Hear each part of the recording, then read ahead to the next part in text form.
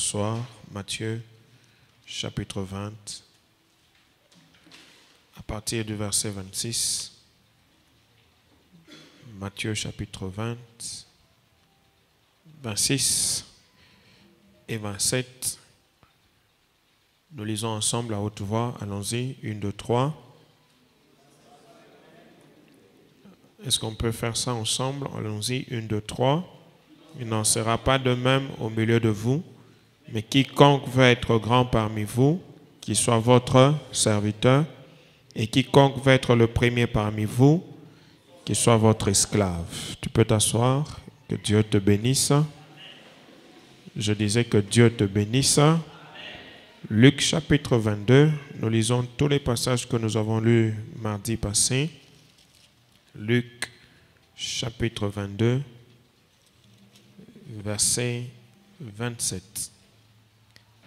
Luc 22, 27, car quel est le plus grand, celui qui est à table ou celui qui sert? N'est-ce pas celui qui est à table?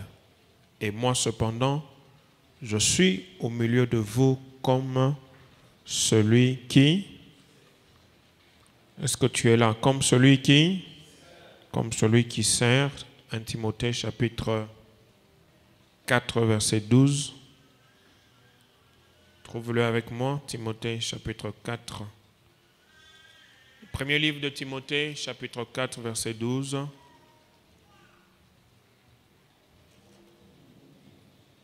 C'est Paul qui s'adresse à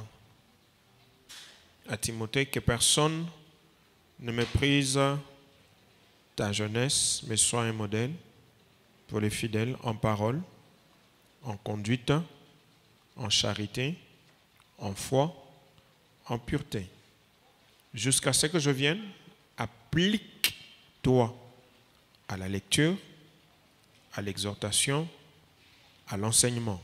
Applique-toi à la lecture, à l'exhortation, à l'enseignement. Ne néglige pas le don qui est en toi et qui t'a été donné par prophétie avec imposition de main de l'assemblée des anciens.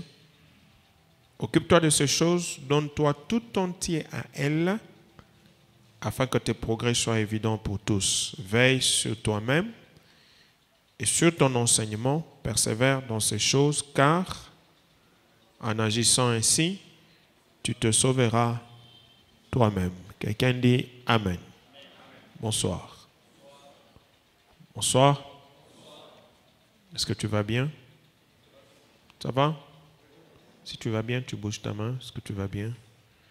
Gloire au Seigneur. Nous rendons gloire à Dieu pour ce mardi 16 février 2021. Il nous a donné la vie, il nous a donné la force. Nous n'avons pas mérité, c'est juste par grâce. Quelqu'un dit avec moi, la grâce. C'est juste par sa grâce que nous sommes là. Et béni soit Dieu pour ta présence dans cet enseignement. Nous sommes en train de parler sur le service de Dieu dans une église locale. Service de Dieu dans une église locale. Delphin, bonsoir. Tu vas bien? Ça fait longtemps. Dieu te bénisse. Service de Dieu dans une église locale. Béni soit Dieu pour tous ceux qui ont un stylo, un carnet, un papier sur lequel ils écrivent. C'est un enseignement et je voudrais y aller calmement. Alors, nous allons commencer par les définitions. Nous avons défini servir, nous avons défini serviteur, nous avons défini ouvrier, nous avons défini service. Servir, serviteur, ouvrier, service. Et dans le service, nous avons donné deux implications importantes sur lesquelles je voudrais revenir avant de passer aux généralités. Dans le service, nous avons dit qu'il y a deux implications. La première implication, c'est l'idée d'assujettissement à une volonté. Je ne peux pas servir Dieu ou servir quelqu'un sans lui donner ma volonté. Il faut qu'il y ait un assujettissement, une domination de ma volonté. Je ne peux pas servir en voulant faire ce que moi je veux. Ça n'a pas de sens. Si je sers, c'est que c'est quelqu'un d'autre qui veut et moi je fais comme il veut. C'est ça le service. Je ne peux pas vouloir servir Dieu en voulant faire ce que je veux. Là, je ne sers plus Dieu, là, je me sers moi-même. Si je décide de servir Dieu, alors j'assujettis ma volonté à sa volonté. Je commence à faire ce que lui, Dieu, veut que je fasse, pas ce que moi, je veux faire. Alléluia. Alléluia. Ça, c'est très important pour un ouvrier, pour un serviteur, de le savoir. Je ne sers pas selon mon modèle, selon ce que moi je veux. Non, je sers en faisant ce que l'autre que je sers veut. Il y a une implication d'assujettissement. La deuxième implication, nous avons dit, c'est une implication dans l'exercice d'une volonté à la disposition d'une personne. Librement, je prends librement ma volonté, sans contrainte, je la dispose à quelqu'un d'autre, librement, sans contrainte. Et quand nous venons servir Dieu à l'église, la notion de la liberté est importante. Quand je m'engage pour servir Dieu, la notion de la liberté est importante. Je suis libre de m'engager, libre de servir Dieu. Je suis libre de prendre ma volonté, de la soumettre à quelqu'un d'autre. De telle sorte que dans cette liberté, je peux récupérer ma volonté. Je suis libre. Alléluia. Alléluia. Ici à l'église, tu as été libre de dire, je veux servir à la chorale, je veux servir au protocole. Peut-être on t'a conduit, c'est dans ta liberté que tu as décidé de le faire. Et si tu as décidé dans la liberté de le faire, tu es encore libre de dire, je ne veux plus y aller. Je ne veux plus le faire. Je ne veux plus servir. C'est ça la liberté. Mais, je voudrais dire, pour toute liberté dans nos vies, rassurons-nous que cette liberté nous attire la bénédiction. Quelqu'un dit Amen? Quelqu'un dit Amen? Hein? Rassurons.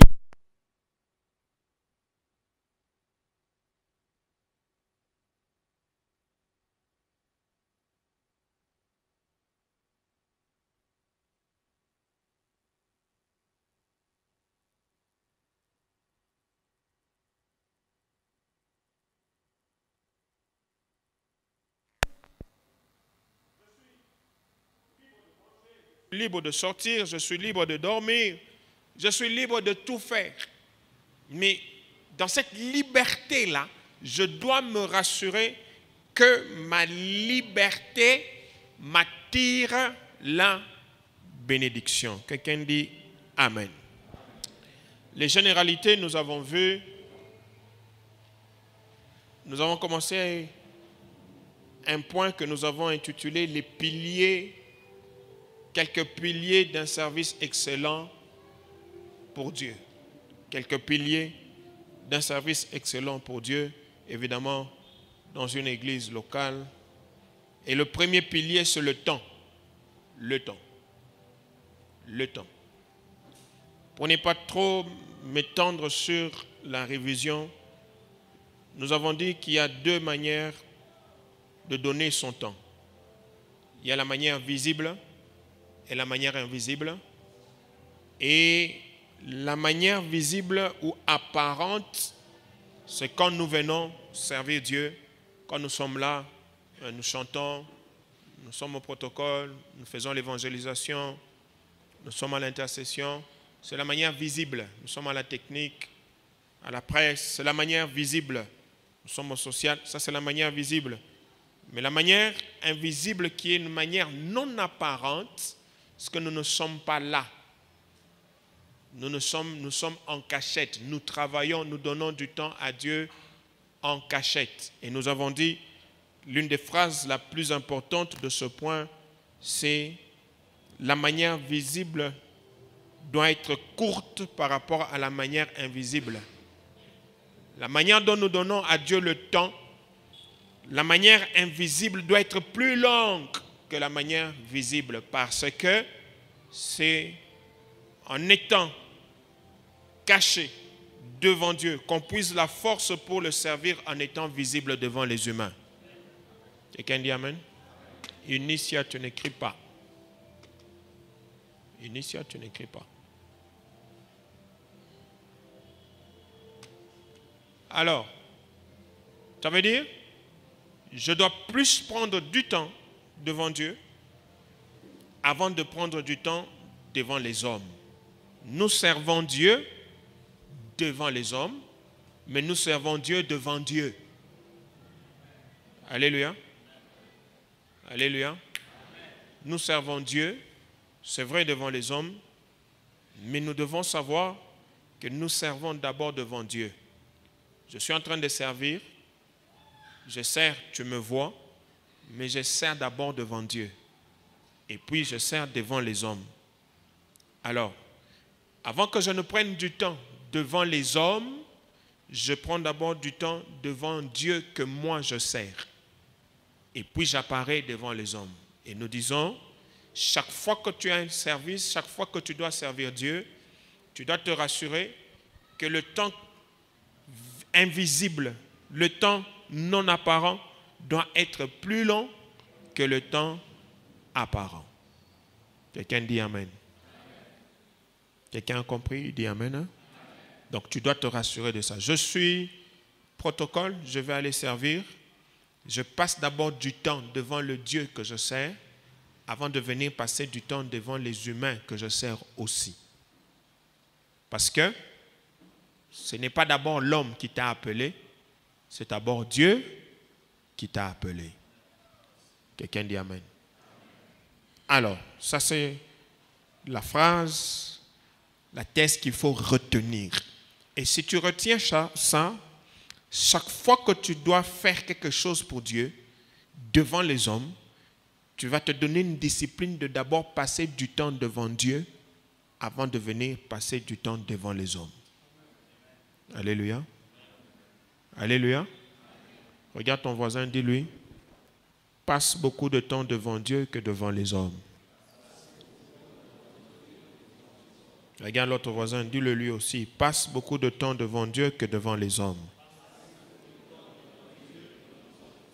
Allons-y. Deuxième pilier. Pour un service excellent pour Dieu dans une église locale, quel est l'autre pilier? Le deuxième pilier, c'est l'amour. L'amour. Le meilleur service pour Dieu est basé sur l'amour. Le meilleur service pour Dieu est basé sur l'amour.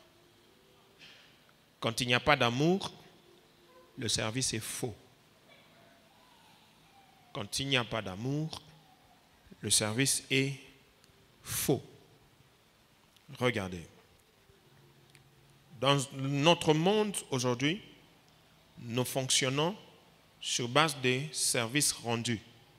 Services rendus. Et chaque service rendu n'est pas rendu gratuitement. Tous les services rendus sont payants.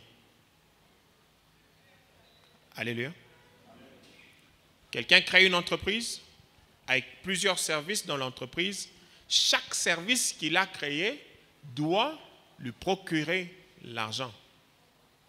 Il ne crée pas le service parce qu'il aime. Non. Il crée le service parce qu'il doit gagner. Alléluia. Est-ce que tu es là? Quelqu'un dit Amen. Tous les services que nous faisons, je vais aller terre à terre. À un moment donné, nous avons vu des gens commencer à venir dans nos parcelles pour nous aider à évacuer nos déchets, n'est-ce pas? Ils venaient avec des chariots, des pelles, des ceci, des combinaisons de bottes. Quand ils frappent chez toi, ils viennent te rendre service. Tu ne sais pas où jeter tes déchets, ils viennent te rendre service pour t'aider à te débarrasser des déchets et des mauvaises odeurs, aller les jeter. Ça, c'est un service rendu. Mais ce service qu'il venait nous rendre là, il n'était pas gratuit. Hein? Il ne venait pas nous rendre ce service-là parce qu'il nous aimait. Non. Il venait rendre le service parce que, pour eux, c'était un moyen d'avoir un peu d'argent. Donc, le service n'était pas basé sur l'amour, le service était basé sur l'argent. Quelqu'un dit Amen. Quelqu'un dit Amen. De telle sorte que si vous ne payez pas, ils ne vous rendent pas service. Et même qu'ils ont disparu complètement parce qu'ils n'ont pas beaucoup gagné.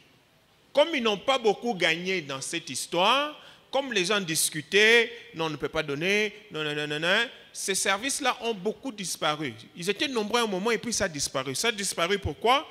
Parce que le service devait être rémunéré et le service n'a pas obtenu la rémunération qu'il faut. Le service a disparu. Quelqu'un dit Amen. Si c'était par amour, le service n'allait pas disparaître parce que la motivation première, c'est l'amour. Alors, le service pour Dieu, frères et sœurs, c'est un service qui doit avoir comme pilier, en dehors du temps qu'on lui donne, l'amour. L'amour pour Dieu d'abord.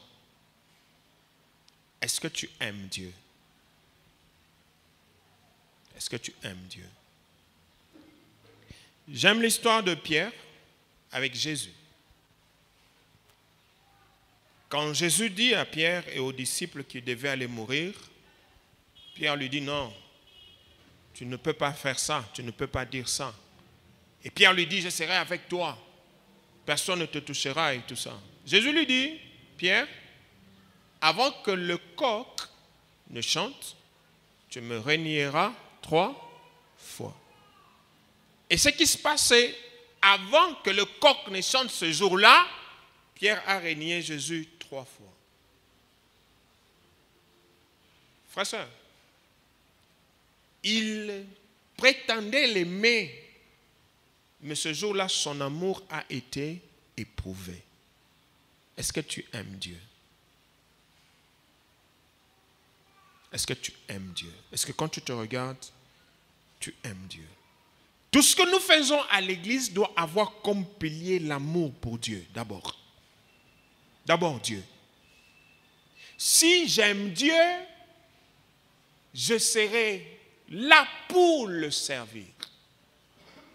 Si je ne l'aime pas, alors je viendrai servir pour autre chose. C'est ainsi que l'apôtre Paul parle des gens qui servent Dieu pour leur ventre.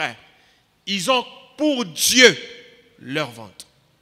Ils servent pas parce qu'ils aiment Dieu, ils servent parce qu'ils aiment leur ventre.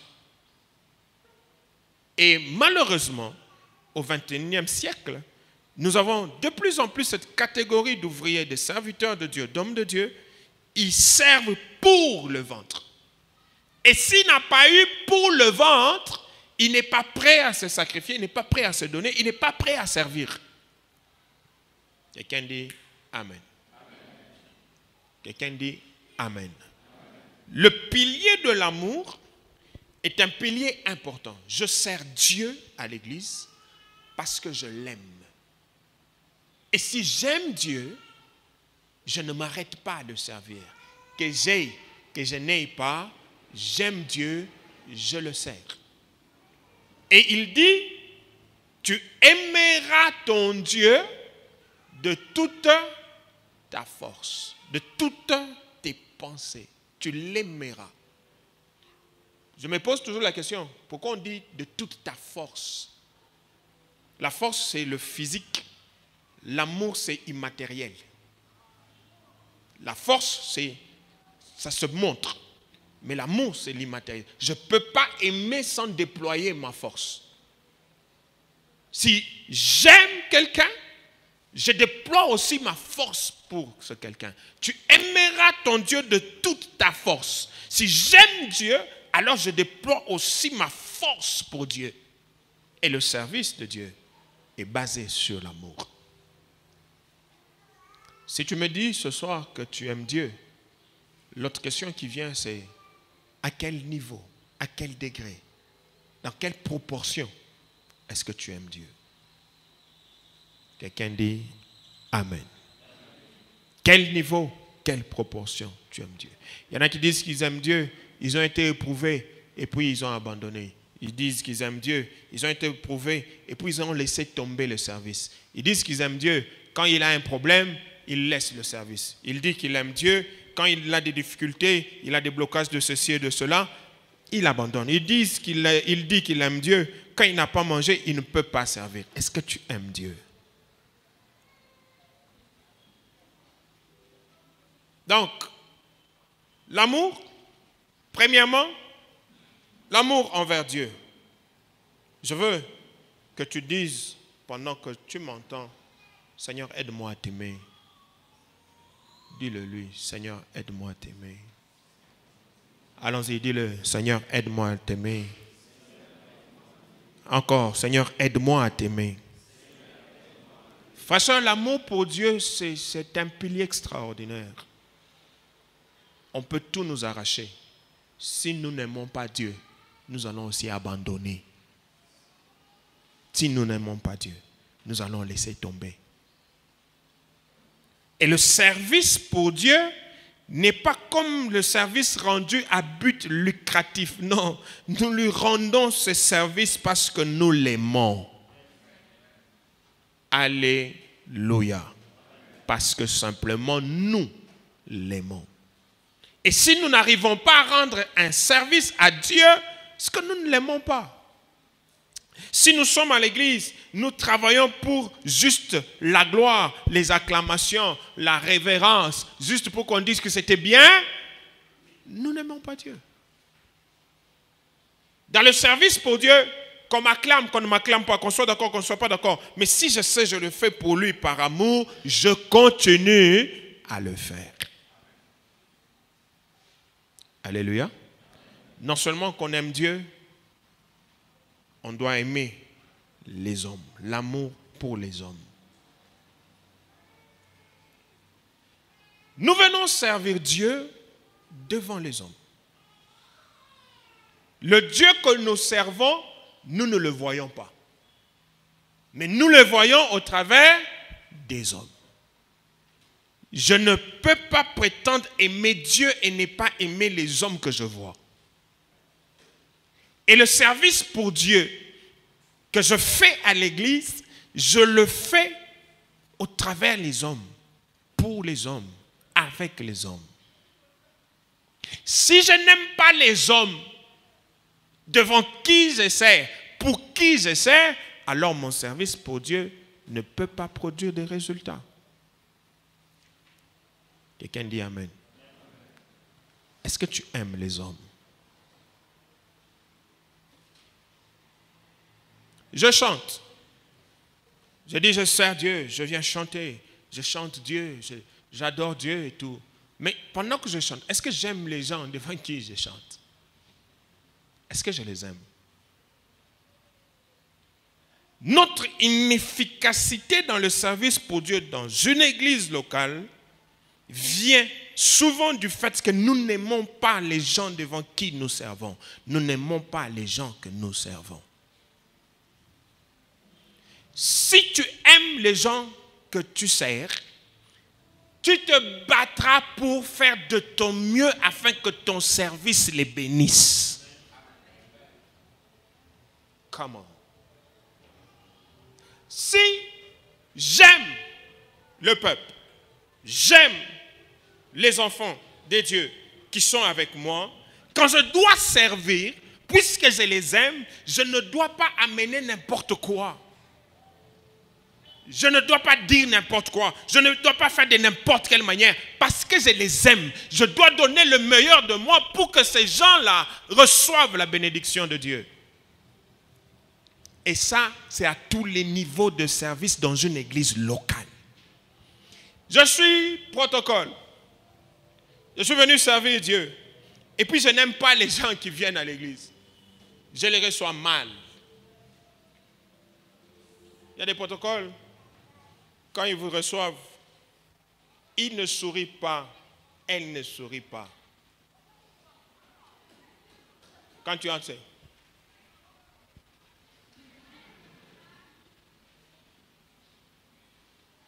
ne sourit pas, il ne sourit pas. Il est comme on dit quoi, comme un éventail. C'est fini. Et quand quelqu'un ne suit pas son mouvement, il va à côté, elle se fâche, il suit la personne. On l'a pas dit, non, tu dois pas, qu'est-ce que tu sais, parle pas. Non mais ça ne va pas. Alléluia. Alléluia. Ça ne va pas.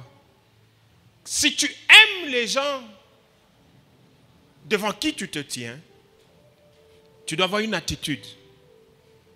Si tu es protocole, tu dois savoir sourire. Tu dois savoir accueillir les gens. Tu souris, tu l'accompagnes, tu lui montres sa place. Et on sent de l'amour, on sent de la fraternité. Si tu es intercesseur, tu ne peux pas prier pour les gens que tu n'aimes pas. Cette prière n'a pas de force. Cette prière ne produit rien. Il ne suffit pas de s'enfermer, commencer la prière du matin au soir et puis dire j'ai beaucoup prié pour l'église, j'ai beaucoup prié pour les gens. Mais tu ne les aimes pas. Et si tu ne les aimes pas, ce que tu fais n'a pas d'impact. On dit tu vas modérer, tu viens prêcher, tu viens faire ce que tu fais devant Dieu. Mais tu ne les aimes pas. Ce que tu fais n'a pas d'impact. Si, regardez, quand je dois offrir quelque chose à une personne que j'aime, je me bats avec les moyens que j'ai pour lui offrir une chose qui va le toucher ou la toucher. Je me prépare, je dis ok, je vais lui offrir, c'est son anniversaire, je vais lui faire une surprise. Comme je l'aime, je prends mon temps, je suis en train de me préparer pour lui faire une surprise. La surprise ne va durer que quelques minutes. Alléluia. Alléluia. La surprise ne va durer que quelques minutes, mais la préparation peut prendre même des jours. Parce que je me dis, ça doit être bien, ça doit être beau, ça doit être propre. Je réfléchis, je sors pour chercher, je cherche l'argent. Et puis le jour où j'ai ça, je lui fais la surprise. Le boom là, ça ne prend que quelques minutes. La réjouissance ne prend que quelques minutes. Mais ça reste marqué en souvenir. Pourquoi? Parce que j'ai pris le temps de préparer. Frère, sœur, si tu aimes le peuple, tu prendras le temps de préparer avant de leur offrir. Et c'est ça qui amène l'efficacité du service. Est-ce que tu aimes les gens? Je suis évangéliste, je sors pour prêcher la parole. Il y en a qui sortent pas parce qu'ils aiment les âmes, non. Ils sortent seulement parce qu'on a dit qu'il faut prêcher. Le pasteur a dit évangéliste, âme gagnée. Donc tu sors là, toi tu parles seulement. Frère, inefficacité totale. Parce qu'il n'y a pas de pilier qu'on appelle l'amour. Quelqu'un dit avec moi, Seigneur, aide-moi à aimer le peuple. Dis encore, Seigneur, aide-moi à aimer le peuple. S'il te plaît, frère, sœur, ouvrier à l'église, aime le peuple. Si tu aimes le peuple, tu vas penser au peuple. Tu vas réfléchir, peuple. Tu vas chercher, peuple. Tu vas vouloir offrir le meilleur de toi-même au peuple parce que tu aimes le peuple. Troisième chose dans l'amour, je vais aller vite parce que je voudrais donner aussi le troisième pilier. Troisième chose dans l'amour, c'est non seulement qu'on aime Dieu, non seulement qu'on aime les hommes, on aime aussi son service. L'amour pour le service.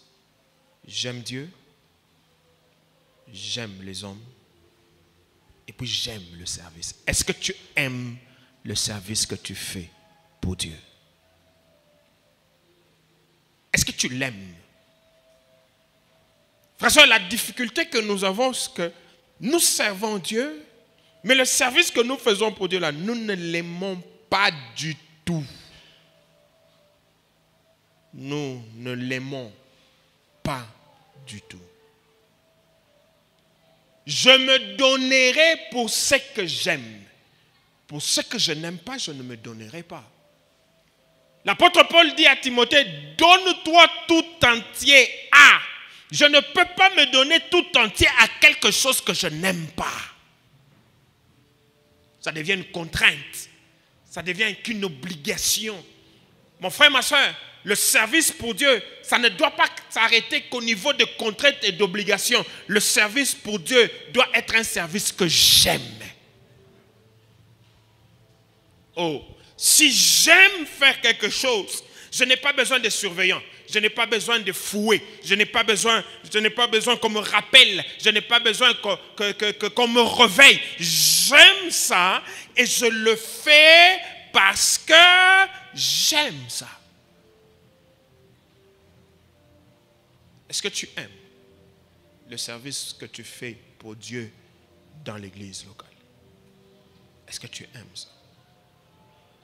Parfois on entend des gens dire, bon, si je suis là, c'est parce que, bon, c'est lui qui m'a dit d'être là. Hein? C'est parce que c'est lui qui m'a proposé d'être là. Sinon, je n'allais même pas être là. Non. Frère, sœur, bien-aimé, si dans cette église, tu es dans un département que toi tu n'as pas aimé, que toi tu n'as pas voulu, tocam. Alléluia. Je suis clair, hein? Arrêtez. Sors de là. Parce que tu vas passer du temps en vain dans cet endroit-là. Ça ne te bénira pas et ça ne nous bénira pas. Parce que tu n'aimes pas. Parce que tu as été contraint. Parce qu'on t'a obligé. L'amour pour le service que nous faisons. Mais je voudrais aller plus loin. Je voudrais dire ici ce soir que nous devons avoir de la passion pour ce que nous faisons pour Dieu. La passion. Et ça nous manque terriblement à l'église. Vous trouvez des ouvriers, ils sont là, mais ils n'ont aucune passion. Ils ne se donnent pas parce qu'ils n'ont pas de passion. La passion veut dire l'amour intense. Enfin, quand il y a de l'amour intense, on ne peut pas t'arrêter. On ne peut pas te stopper. Et ça nous manque terriblement. Est-ce que tu as de la passion pour ce que tu fais? Vous trouvez un choriste, il est choriste. Il n'écoute jamais la musique. Il ne suit jamais les autres. Il ne chante pas les cantiques des autres. Il attend à la répétition et il apparaît vide dans la tête. Vide dans la tête. Ça n'a pas de sens. Est-ce que tu as de la passion pour ce que tu fais? Celui qui a la technique doit avoir la passion de ce qu'il est en train de faire. Il doit rêver le son, il doit réfléchir, il doit chercher, il doit lire, il doit tenter des choses. La passion, ça nous manque. Alléluia. Alléluia. On a parfois des intercesseurs. Il n'a pas de passion. Il est là. Il est dans le mouvement de tout le monde. Mais la passion de ce qu'il fait, ça manque. La passion est une inclinaison irrésistible et violente. Une inclinaison irrésistible et violente à quelque chose. Tu prends les pagnons ce soir.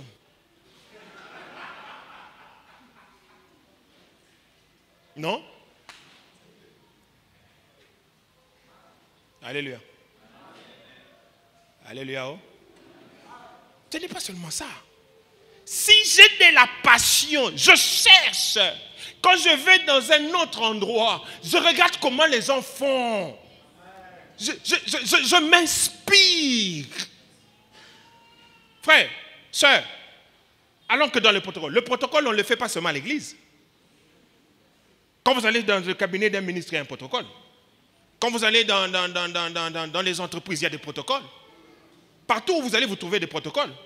Mais si je suis un protocole à l'église, quand j'arrive dans un tel milieu, j'observe. Comment est-ce que le protocole fait? Comment est-ce qu'il sourit? Comment est-ce qu'il parle? Dans l'aviation, on appelle ça les hôtesses de l'air. Comment ils font? Comment ils font? Comment moi je n'arrive pas à sourire? Comment je dois chercher? Je dois m'exercer. Quelqu'un dit amen. Voilà ce que moi je dis aux prédicateurs. Je vais revenir sur la prédication. Quand tu as la passion de la prédication, tu n'as pas besoin qu'il y ait des gens pour que tu prêches. Tu peux prêcher aux nounours. Oui. Eh bien, oui. Eh bien, oui. Je les place là, pam, pam, pam, pam, pam, pam, pam. Je commence à prêcher. Je m'entends moi-même. Je dis moi-même, alléluia. Dites amen, que j'avance. Moi-même. C'est ça la passion. Si toi tu n'as pas ça, ni bien bon, bita jimika bita kufwa. Frère, soeur, laisse-moi te dire, une chose pour laquelle tu n'as pas la passion, elle va disparaître. Elle va disparaître. Mais si j'ai la passion de ça, je me donne tout entier à ça. Je n'ai pas besoin que les hommes soient là. Même seul, je prêche moi-même dans ma maison. Je suis pasteur, non? Qu'est-ce qui m'arrive, moi? Ça m'arrive, je suis seul dans la nuit, dans mon salon. Ma femme, mes enfants dorment là-bas. Je prêche au salon. Seul. J'ouvre ma Bible, je commence. Je dis à Baba, je prêche, je prie, je prêche. Avant que je ne te prêche, je me prêche moi-même. Avant que je t'enseigne, j'enseigne d'abord moi-même. J'enseigne, j'entends. Ce que je dis ici, c'est biblique, ce n'est pas biblique. Ce que je dis ici, c'est comment? Moi-même. Quand il n'y a pas de passion, ça va s'arrêter, ça va mourir. Je suis un évangéliste. Est-ce que j'ai la passion de ce travail? Est-ce que j'ai une inclinaison irrésistible et violente? Est-ce qu'on peut m'arracher de ça facilement? Si on peut t'arracher d'un service facilement, ça veut dire que tu n'as pas de passion, tu as passé du temps inutilement. La passion est un penchant vif et persistant. Ça veut dire, quand il y en a, ça va rester le plus longtemps possible. Quand j'aime le service que je fais, quand j'ai la passion dans ce service, je vais tenir le plus longtemps possible. J'aime intensément. Que Dieu nous donne de la passion dans ce que nous faisons au nom de Jésus. Regarde ton voisin, dis-lui, aie de la passion dans ce que tu fais. Quand tu es choriste, tu prends le temps de suivre les autres.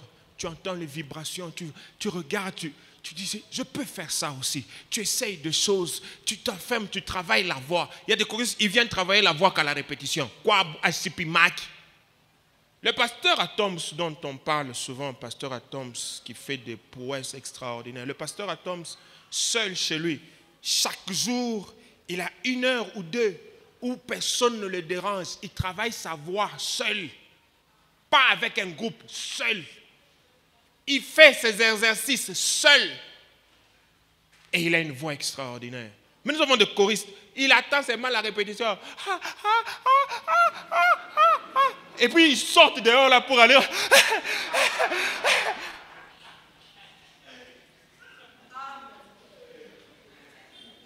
Dès qu'il a fini ça, il a oublié. Il a oublié qu'il est choriste. Il a oublié. Il mange les piments. Il mange beaucoup d'huile.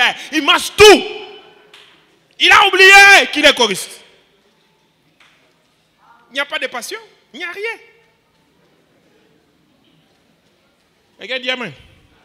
Quand il y a la passion, je me discipline. Je me donne. Je m'évalue. Est-ce que j'ai bien fait? Est-ce que je suis monté? Est-ce que ma voix a monté? Est-ce que je peux? Est-ce que?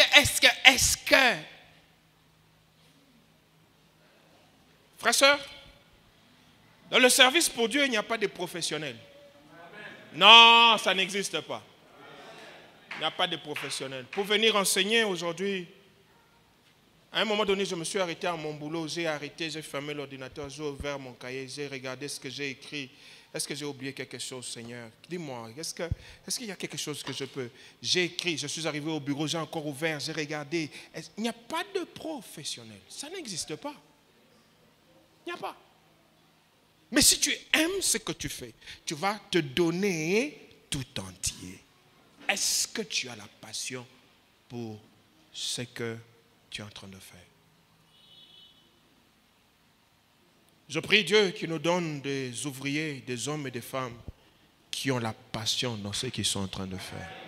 Si tous tels que nous sommes, ceux qui sont présents, absents, nous avons de la passion. Frère, le pasteur ne va pas beaucoup parler. Les responsables de l'église ne vont pas beaucoup parler. Parce que les choses vont marcher sans qu'on ne parle, sans qu'on ne crie. Ayez de la passion. Quelqu'un dit Amen. Quelqu'un dit Amen. Regarde ton voisin, dis-lui encore, aie de la passion.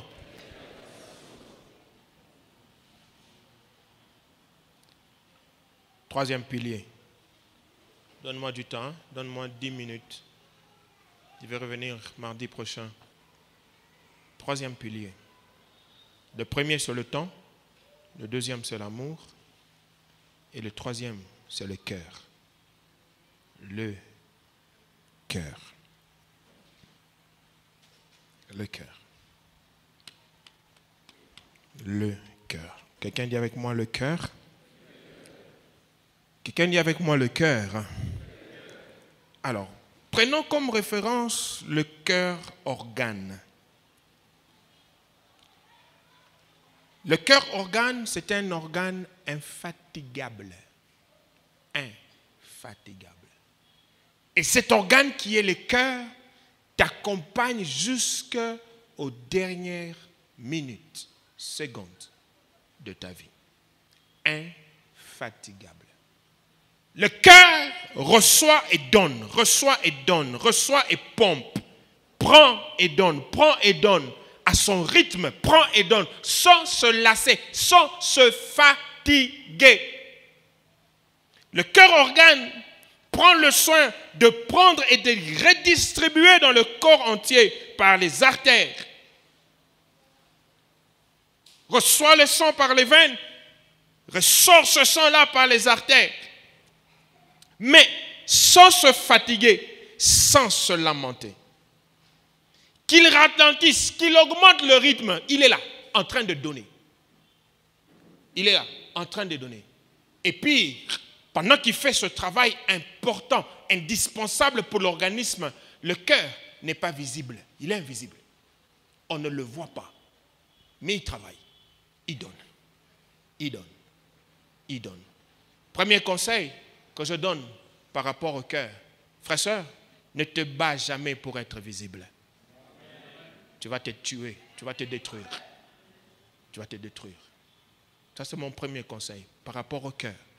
Le cœur fait un travail de titan, un travail terrible, mais il est caché, il est invisible. Notre maladie, c'est que tout le monde veut qu'on le voie, qu'on l'entende, qu'on le connaisse. Non, non, non, non, non, non, non, non. Ne travaille jamais à être vu.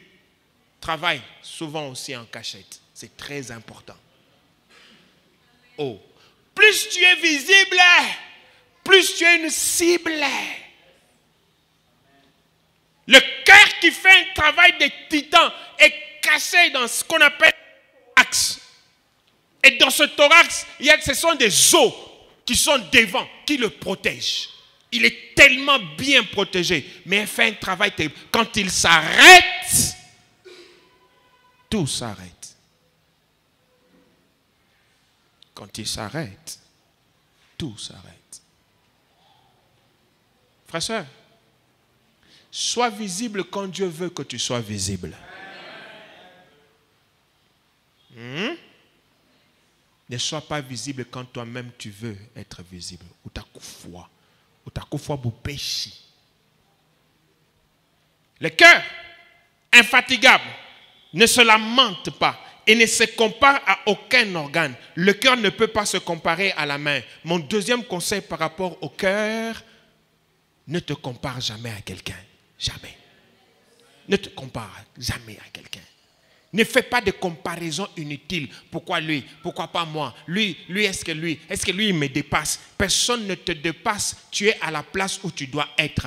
Il n'y a aucun organe qui dépasse le cœur. La main que tu vois, ma main que tu vois, ne dépasse pas mon cœur que tu ne vois pas. Alléluia. ne te compare jamais à quelqu'un. Dans le service pour Dieu, à l'église où nous sommes, ne te compare à personne. Jamais, jamais ne le fais. Tu vas te faire tuer. En te comparant à quelqu'un, tu cherches à prendre sa place. Or, de chacun de nous ici, chacun a sa place. La place où Dieu l'a placé, la place où Dieu l'a planté. Si tu prends la place de quelqu'un d'autre, tu prends aussi ses combats. Oh, quelqu'un entend ce que je dis ce soir? Frère, entre parenthèses, que ce soit à l'église, hein, que ce soit dans la société, ne te bats jamais pour la place de quelqu'un d'autre. Alléluia. Alléluia. Hein? Ne te bats jamais pour la place de quelqu'un d'autre. Si tu travailles parce que tu te dis je vais les renverser, quand tu les renverses, tu amènes tes combats et tu prends ces combats. Laisse que Dieu te lève partout où tu vis au nom de Jésus. Le cœur infatigable ne se lamente pas, ne se compare à personne. Il donne sans se lamenter. Il continue à donner. L'organisme a besoin de sang pour vivre.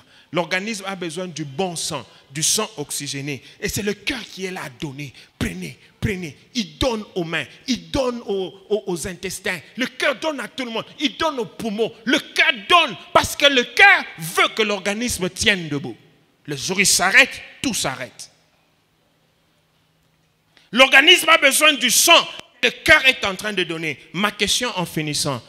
Qu'est-ce qui fait vivre une œuvre de Dieu? Parce que pour l'organisme, c'est le sang. Le cœur pompe. Qu'est-ce qui fait vivre une œuvre de Dieu? Qu'est-ce qui fait vivre une église locale? Qu'est-ce qui fait vivre un travail de Dieu? Pour donner une réponse brève, ce qui fait vivre une œuvre de Dieu, ce qui fait vivre un travail de Dieu, c'est l'assistance. Et je vais expliquer. L'assistance.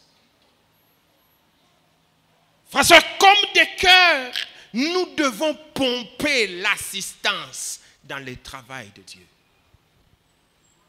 Luc chapitre 8, verset 1er au verset 3. Nous allons finir là. La Bible dit que Jésus allait de village en village, de ville en ville.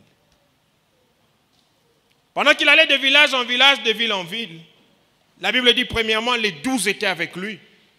Et puis la Bible dit quelques femmes qui avaient été guéries d'esprits malins et de maladies. Marie, dit de Magdala, de laquelle était sortie cette démon, Jeanne, femme de Sousa, intendant de Rhodes, Suzanne, et plusieurs autres qui l'assistaient de leur bien. Il l'assistait. Je me suis assis pour méditer un peu. Jésus était tout suffisant. 100% homme, 100% Dieu. Il était tout suffisant. Je puis aller loin et dire, il n'avait besoin de personne. Pour faire un miracle, il n'avait besoin de personne. Pour faire ce serment, pour prêcher, il n'avait besoin de personne. Mais Jésus lui-même s'est fait assister, a eu de l'assistance des 12 et de l'assistance des femmes. Et la Bible dit, les femmes l'assistaient avec leurs biens.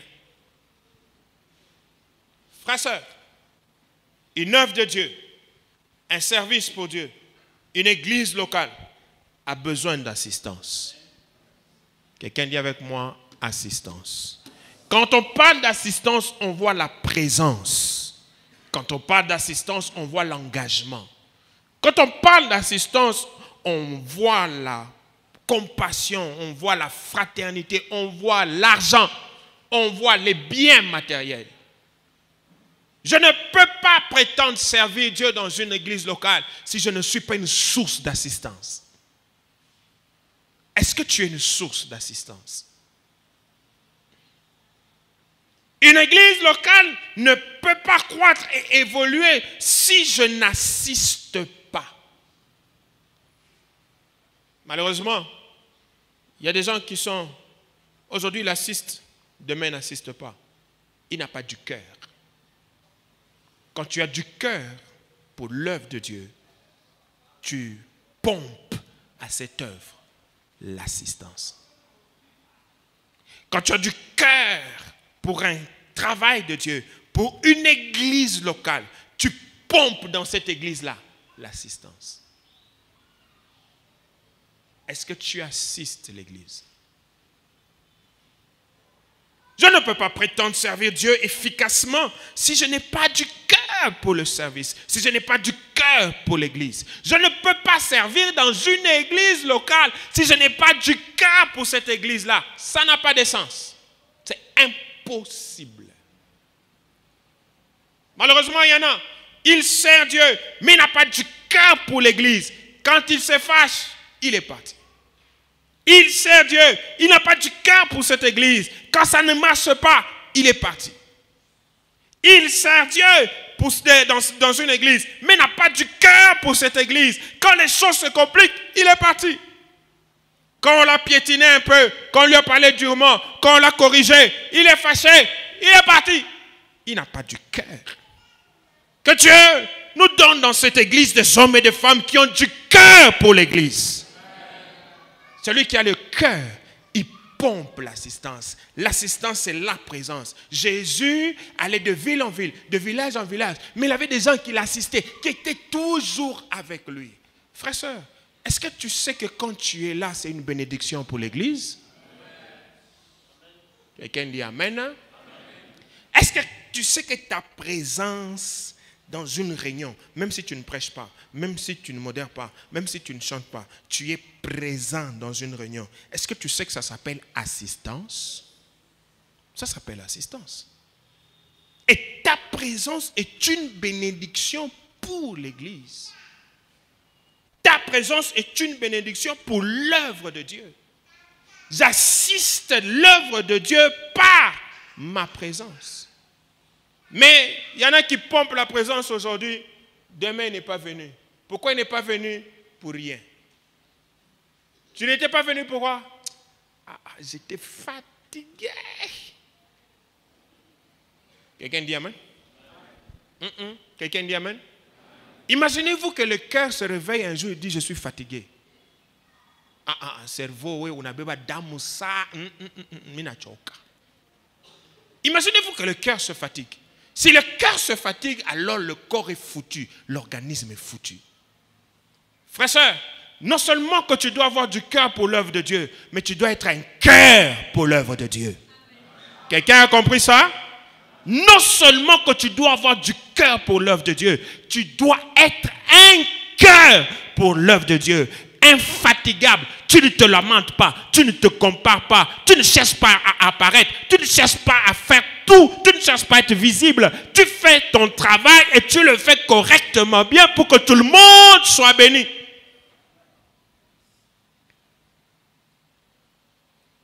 Est-ce que tu as un cœur pour Mireille Kassap? Est-ce que tu as un cœur? Vous savez, parfois, je regarde les gens qui disent « Je suis loin, je n'ai pas eu de transport, je ne sais pas venir. » Je dis toujours, il n'a pas du cœur et puis il n'est pas un cœur. Quelqu'un dit Amen? Quelqu'un dit Amen? Hein? Il n'a pas du cœur et puis il n'est pas un cœur. Je me rappelle, moi, avoir fait les pieds. J'habitais, quand j'étais étudiant, j'habitais au niveau de... Avant docteur, entre dispensaire et docteur, sur l'avenue du Carmel. Je louais une pièce là. Je me rappelle être sorti de chez moi. J'ai fait le pied jusqu'au Bel Air, Mirek Bel Air. Je suis allé à pied. J'ai seulement calculé le temps. Je ne prêchais pas. Je ne modérais pas ce jour-là. Mais j'ai dit, je ne peux pas rester ici parce que... Non. Je me suis levé.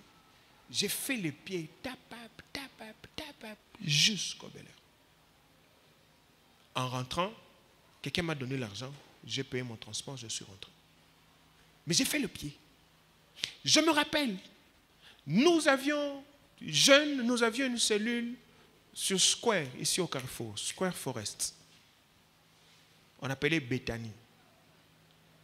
Je quittais le golf à pied. Je prenais de la Révolution, tout de la Révolution là. Je prends, j'ai fini de la Révolution. Et puis je dépasse Carrefour, j'entre sur Square pour prier.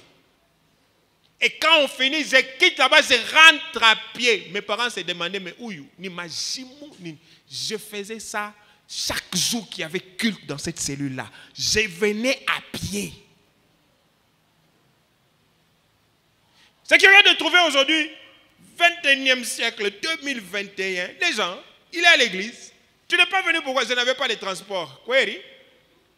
Tu n'es pas un cœur et tu n'as pas du cœur.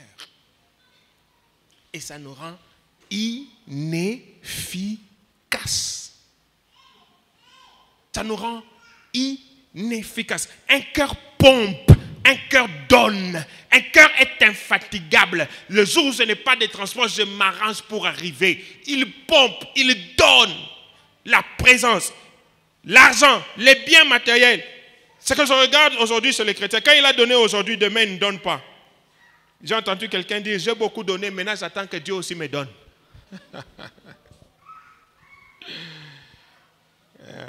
On va arrêter là. On va continuer mardi prochain. J'ai dit, ah bon, tu as beaucoup donné, maintenant tu attends que Dieu te donne. Bonne attente dans ton coin. Frères et sœurs, l'assistance. L'œuvre de Dieu a besoin d'assistance. L'assistance, c'est la présence, c'est l'argent, les biens matériels, l'engagement, la fidélité, l'amour. L'œuvre de Dieu a besoin d'assistance. Si toi et moi, nous sommes dans cette œuvre, nous devons assister cette œuvre. Nous devons être présents. Nous devons donner de nos biens. Nous devons donner de notre force. Nous devons donner de notre intelligence. C'est ça qui fait évoluer l'œuvre. C'est pourquoi Jésus lui-même était assisté. Frère, n'est-ce pas que Jésus, à un moment donné, il avait besoin de taxes. Il voulait payer les taxes. N'est-ce pas? Il a dit à Pierre, va pêcher les poissons. Le premier poisson que tu prends, ouvre là, tu vas avoir l'argent. Ça veut dire que Jésus n'avait pas un problème d'argent. Il pouvait faire ça tout le temps. Il a faim. Papa, Wendy, bam bam bouge, fungula bouge, tapita makut. Alléluia. Alléluia. Il pouvait faire ça, non? Mais il n'a pas fait ça tout le temps. Il avait aussi besoin qu'il y ait des gens